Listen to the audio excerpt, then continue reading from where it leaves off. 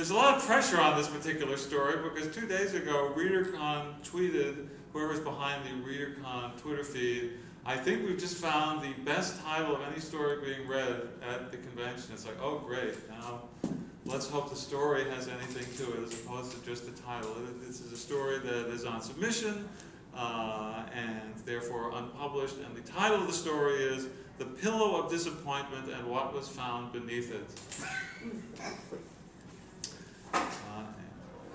And so the story begins. It was only as his heart loved up its last and his vision narrowed to a tightly focused circle of light that Breck for the first time saw the Tooth Fairy, whose affections had long escaped him. He felt himself being pulled down a tunnel toward the entity, but before he could be fully in its presence, where he swore he would have answers for his many decades of torment, he relived in a flash the life which had brought him to that moment, a flash that seemed to last as long as the lifetime which had preceded it, and which was no less soul-crushing. His journey, or at least the part of the journey that mattered, began with envy. It started the day his younger brother Jess had held up the first of his baby teeth that had fallen out and explained to Breck what their father had told him earlier, that if left under his pillow overnight, that tooth would be replaced by a present. Breck, confused, looked back and forth from the sudden gap in his brother's smile to the small tooth in his palm.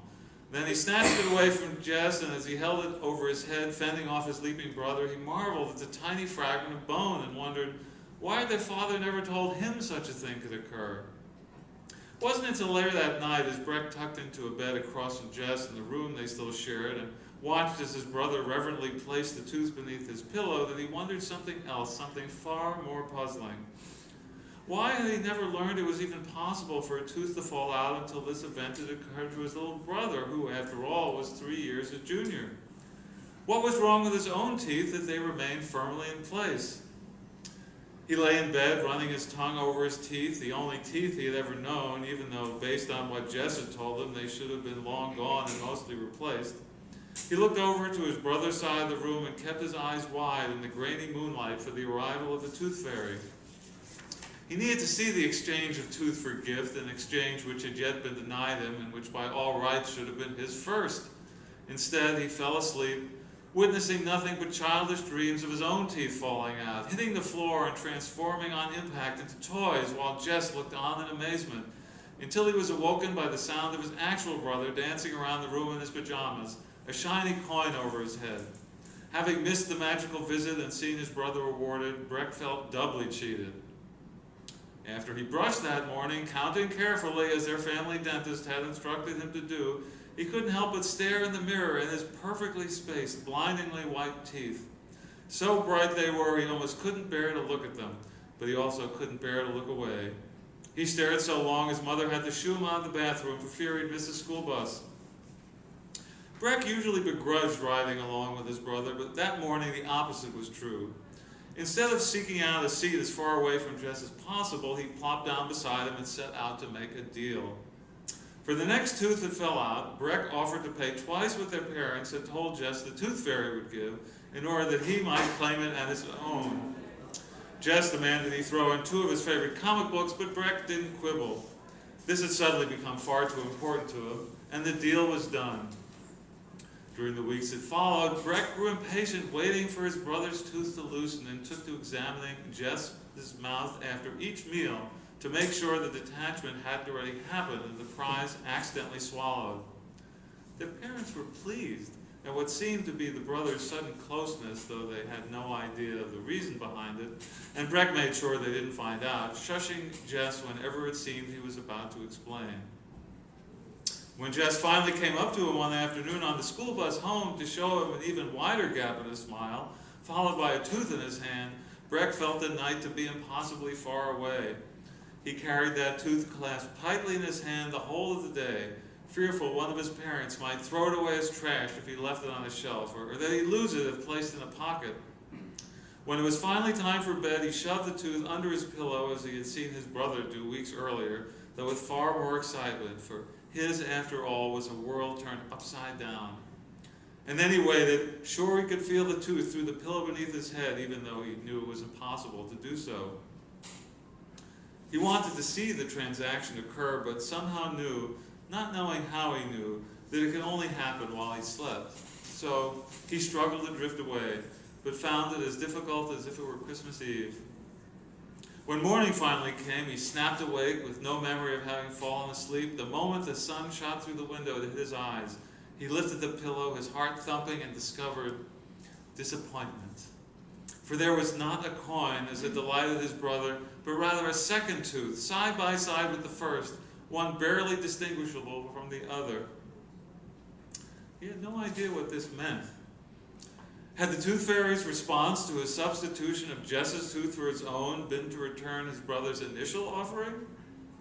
He showed them both to Jess, expecting his brother to easily be able to identify whether or not they'd both been his, but his only response, after offering up future teeth if Breck wanted to make similar deals, was to call him weird. But Breck decided there would be no more deals, because it was obvious, wasn't it?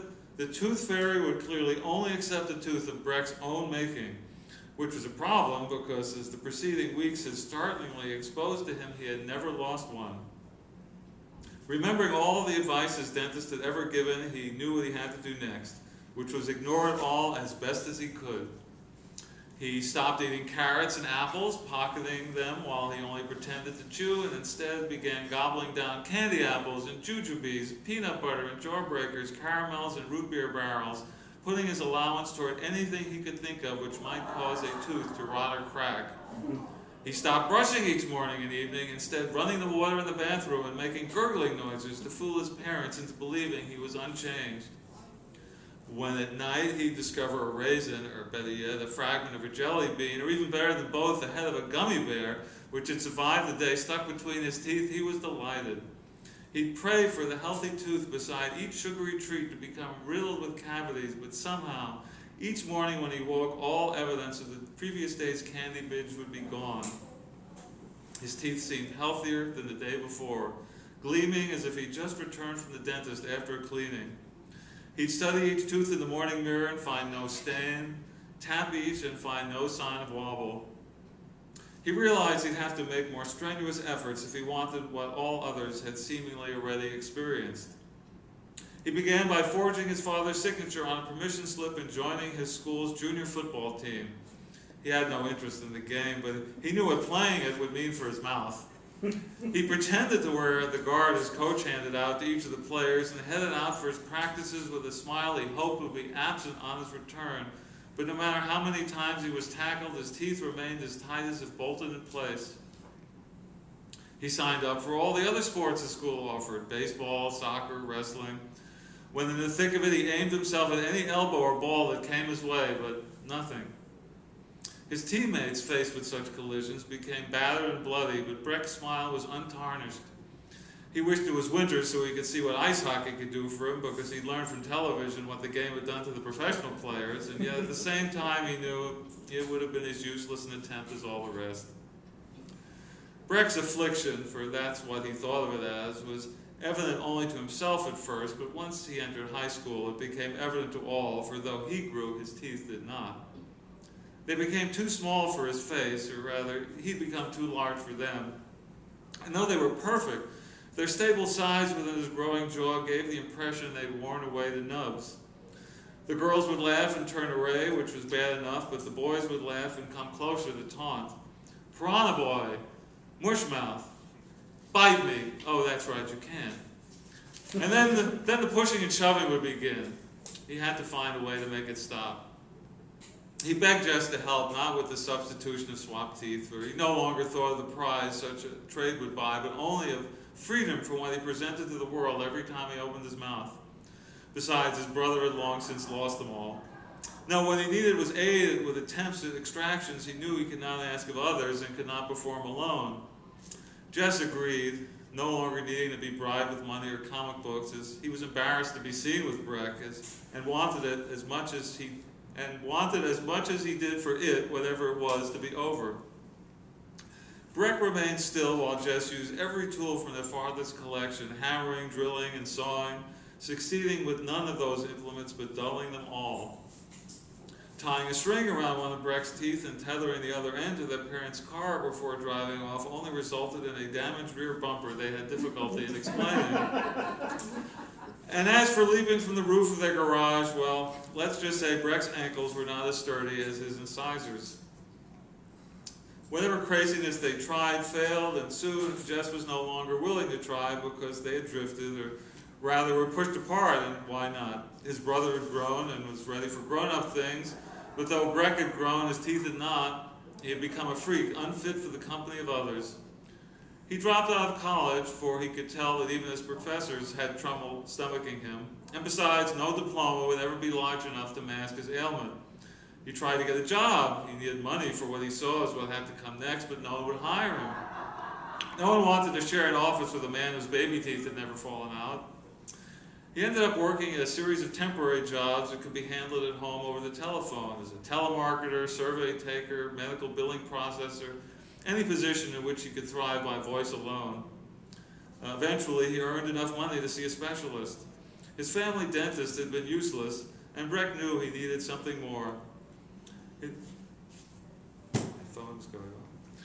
His parents had never agreed to it, no matter how much he begged, both because of the cost and because they insisted their boy was perfect in every way. But as soon as he had the savings to fund the oral surgery he felt necessary, he went. The doctor ran tests, but failed to find any explanation for Breck's condition. X-rays revealed no other teeth waiting behind his baby teeth to rise or drop. Those that were visible were all the teeth he had. Pull them, Breck insisted, replace them with implants. But his request only made the doctor shudder. It would be a crime, he said, because they were so beautiful. He'd no more remove them than saw off an Olympian's legs. Breck looked up from the chair in horror at the doctor's worshipful expression and just knew he'd have no better luck elsewhere. So instead of pressing further or seeking out another doctor, he instead asked the man to sculpt an appliance which would slip over his real teeth in order that he could present a different face to the world.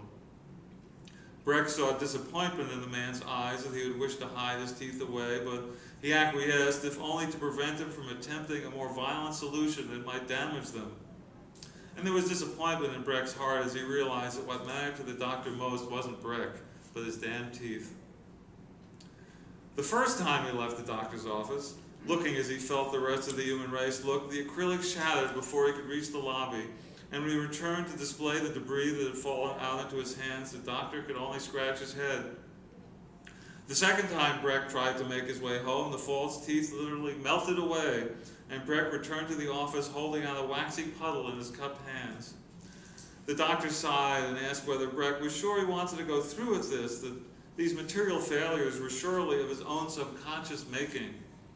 Breck demanded he try again, and he did, but this time none of the equipment in the office would function. Machines failed to turn on, or they jammed, or made noises of protest no machine should make, or caused the office to fill with smoke. After that last attempt, as they sat out in the hallway waiting for the office air to clear, the doctor told Breck enough was enough. There'd be no more tries. Breck should be happy to have any teeth at all, especially those teeth. Go, have a life, it could be worse. But Breck didn't think so. Yes, he could live, but what good was a life when he couldn't love the things that made life worth living? On the rare occasions a woman would get past the look of him and agree to date, seeing food slide through his teeth and down his chin as he ate would send him running. And no man wanted to hang out with him, not bowl or shoot darts or grab a beer, not even when he was generous about buying the next round, because once they heard his story, it would repulse them. Thank goodness for pets who needed nothing more than the sound of a can opener to ignore his flaws and at least pretend to love him. When stepping out from his apartment, he tried never to smile or even speak, preferring that people thought him mute to the unpalatable truth. But even in taking that measure, though, he couldn't last long, for he soon felt unable to breathe through his nose. There was never an apparent irritant, but his nostrils would suddenly become stuffed, a state that existed no other time except for when he tried to hide his condition that way. Sometimes he tried to escape by going to the movies. He'd sit in the glow of the screen, searching for solace there, or even a momentary distraction, but he found he could never pay attention to the plot. He would never lose himself as others did, because he'd just stare at those giant teeth, and be filled with envy, an envy that reminded him of his initial envy, the day his brother showed him that first tooth, summoning up all the heartache that came after. Darkness became his friend, cloaking his misery and soothing somewhat, but only somewhat, his pain.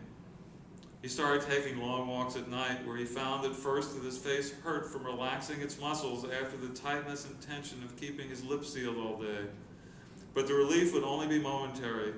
He had to return to the light and to the mirror and to the many reminders that he had been cursed and to the constant wondering, when would it all end? The day came when he admitted what he should have admitted much earlier, that there would only be an answer to his question if he answered it himself. Eventually, he decided he'd had enough. He removed his headset in the middle of one of his calls, not caring that he left a customer hanging, a customer whose teeth were surely commensurate to his life, and took an elevator to the top floor of his apartment building, where he then climbed a long, narrow staircase up to the roof. He sat on the edge, dangling his feet over the side and looking down on the people who wore the teeth he was supposed to wear, who had the life he was supposed to lead. It wasn't fair, none of it. And all his attempts, such as most recently when his efforts to dislodge with hammer and pliers only succeeded in spraining his wrists, had taught him there would only ever be one possible cure. And this was a place to receive that cure, high in the air, higher by far than the top of their parents' garage, high enough to end it all. Another kind of person might have been able to continue living this way, Breck knew, could have embraced his birthright as some kind of sick gift, maybe even become a viral star of sorts, but he also knew he was not that other kind of person. With a nod and a tight-lipped smile, he slid from the roof and dropped to the street below, where an ice cream truck, its driver unable to stop in time, ran over his crumpled body and dragged him half a block, shredding him against the pavement. A crowd gathered around the period he thought he had placed at the end of the sentence of his life, and some could not bear to look at the wreckage made of his body and turned away in tears and revulsion, while others could. And as the final flickering of his consciousness faded, he could hear, nonsensically, that in the midst of the carnage they were startled by the unblemished perfection of his teeth.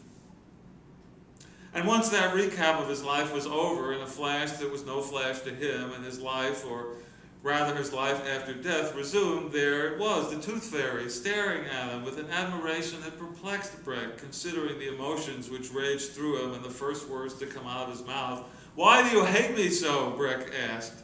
"Hate? No!" exclaimed the Tooth Fairy, its cloak, which looked like nothing so much as a child's blanket, drifting this way and that in the misty nowhere of their meeting ground as the entity trembled with delight. "I could never hate you, not you. But look what you did to my life. Look what you made me do to my life. And then to be whole again in this place outside of places rather than back on the pavement where I belong, that has to be hatred." "I've done nothing to your life," the Tooth Fairy said. I could do nothing to your life. It would break the laws of nature for me to have touched you. Look at you. You're unique in all the history of time. Your teeth are perfect. Absolutely, undeniably, irrefutably perfect." Breck reached up, ran his fingers in horror along his gum line. But what? Breck tried to say, then finally, as his surprise turned to disappointment, turned to resignation. "So, even though I'm dead, I must still go on like this? I'm going to wear these teeth forever? I thought that at least once dead I'd be made whole." "Please don't think of it that way," said the Tooth Fairy. "You are whole. This is no curse you've been given. You've been blessed. Why couldn't you see it that way? Why couldn't the world let you see it that way? I only wish I had been worthy of such perfection. But I was not. I've been proven second best."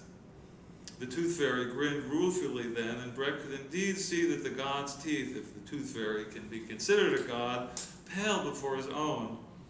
It briefly gave Breck a perverse sense of pride, but one that winked out as the Tooth Fairy continued. "Which means that you, Breck, you are the Tooth Fairy now." "You're out of your mind," said Breck, backing away, even though there was nowhere to back away to. "How much torture do you believe I can stand? A lifetime of it should be enough, don't you think? You want me to help others get what I could not, see them achieve a happiness I never could have? Are you really that cruel? This is not going to happen." "We have no choice in this, I'm afraid," said the Tooth Fairy, bowing its head, but not before one last look at Breck's unparalleled teeth. "It cannot be denied. You are what you are, and I was what I was, and what I was, you see, is no more. The tooth fairy began to fade, its expression wistful but happy. Wait, shouted Breck, come back, I don't want this, I don't accept this. Goodbye, Breck, said the tooth fairy, its cloak puddling on misty ground where once were its feet. Don't go yet, cried Breck, feeling lost, feeling found. You haven't told me enough, I don't know what I'm supposed to do. And suddenly, in the saying of it, Breck knew exactly what he was supposed to do. Breck stood in the far corner of a bedroom as a small boy patted his pillow, knowing what was underneath, knowing, or so he thought, what was to come.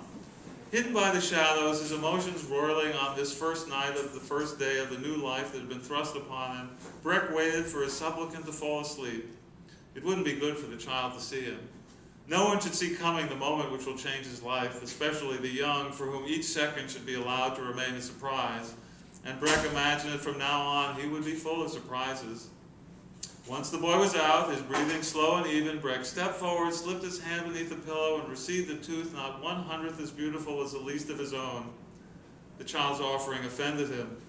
Breck suspected he would always be offended as he circled the globe without rest, chasing the darkness, one bedroom endlessly replacing the next. The tooth fairy who had come before him had been correct. No tooth could compare to his own, and in the witness of this and all that would follow, he knew only the reason for his discontent would change. His despair, however, would remain undiminished. But now at least, there would be a purpose. He tossed the flawed tooth into his mouth and swallowed as he immediately understood what he was meant to do. He then rummaged beneath his cloak, that cloak which looked not just like a child's blanket, but like all children's blankets at once, to find the proper reward. Surely not a coin or a bill, such as what parents would put beneath pillows when the tooth fairy was too busy to get to a particular child's bedroom personally. He was no Santa Claus after all, and couldn't quite be everywhere at once. Besides, for a tooth like that, even a quarter would have been too rich. Perhaps some overcooked vegetables. A few Brussels sprouts would be nice. A broken whistle? Maybe a tiny toy truck with wheels that would always fall off.